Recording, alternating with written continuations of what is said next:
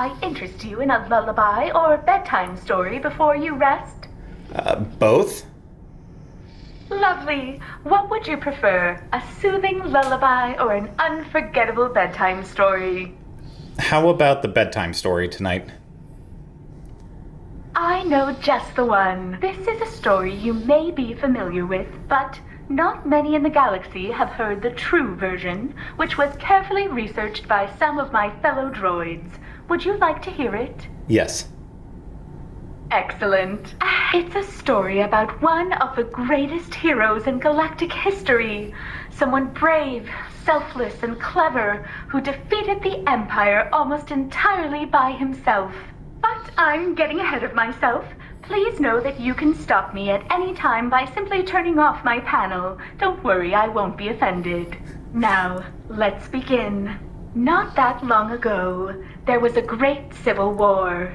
The Galactic Empire was doing its utmost to inspire fear and discord throughout the galaxy. But, as is the case so often, when you find bullies, you find the brave people who stand up to them. Those were the rebels, and this story starts just after they had won their first important battle against the Empire. It was during this battle that spies stole secret plans for the Empire's terrible weapon, the Death Star. Despite being pursued by Darth Vader, the rebels entrusted the plans to one of their greatest leaders, someone fierce, witty, and beautiful. That's right, R2-D2. So, as stormtroopers attacked his ship, R2 boldly rolled through weapon fire and, along with his fearless companion, C-3PO, blasted off the rebel ship in an escape pod. He landed on the dangerous desert world of Tatooine, where he and C-3PO wisely decided to split up to increase their odds of finding help. But when R2 realized he wasn't making enough progress, he hatched a dangerous scheme, allowing himself to be captured by local Jawa traders. Thankfully, R2's plan worked perfectly, and he and C-3PO were quickly reunited and sold to a young local moisture farmer. But, unfortunately, a restraining bolt was placed on R2 in the process. Knowing that the entire galaxy was resting on his metal shoulders, R2 tricked the moisture farmer into removing his restraining bolt, and then, wishing to protect the naive farmer from his dangerous task, set off boldly into the desert in the middle of the night, looking for an old companion of his from the Clone Wars named Obi-Wan Kenobi. R2 had nearly reached his contact when the foolish moisture farmer arrived and got himself attacked by sand people. R2 carefully hid from the sand people, staying safe until Obi-Wan arrived. Having reached his ally, R2 quickly showed him the complete rebel message, and R2 and Obi-Wan agreed to take the moisture farmer with them and train him in their ways. They soon hired a ship called the Millennium Falcon to take them to Alderaan, where R2's secret plans could be delivered. Unfortunately, the Empire reached Alderaan first, destroying the planet with their horrible Death Star. Cornered and trapped, R2 had the brilliant idea to hide under the ship's floorboards and allow the Falcon to be boarded, bringing him into the belly of the Death Star itself.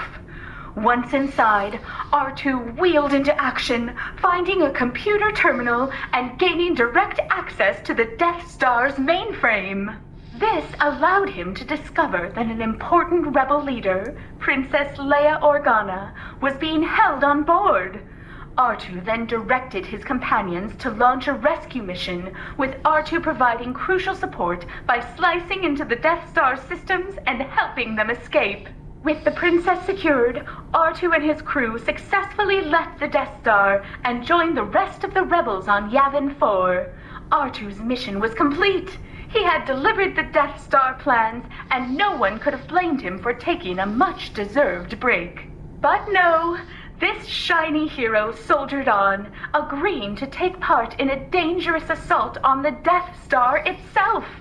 Along with the moisture farmer, who served as an organic co-pilot and assistant, R2 flew his X-Wing fighter to the Death Star. Their target was a tiny exhaust port on the exterior of the mighty battle station. As they approached the port, R2 was struck and badly injured by blaster fire. But still he continued, and together with some help from the moisture farmer, R2's X-Wing fired a proton torpedo that destroyed the Death Star. The rebels celebrated, and after R2 was rejuvenated with fresh parts, he humbly refused to accept a medal for his actions, choosing instead to watch from the sidelines as his organic companions received awards for their work assisting him on his fateful mission.